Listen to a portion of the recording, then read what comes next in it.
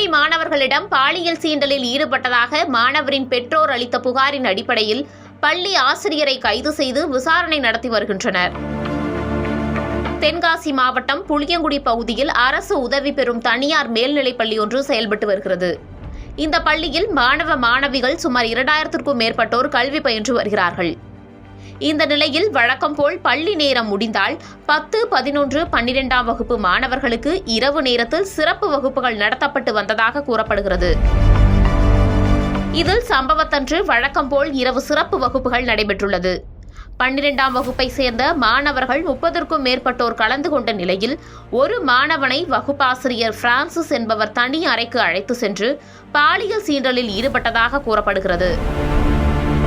இதில் காயமடைந்த மாணவன் சிறப்பு வகுப்பு முடிந்து வீட்டிற்கு சென்ற நிலையில் நடந்தவற்றை தனது பெற்றோரிடம் கூறியுள்ளார்.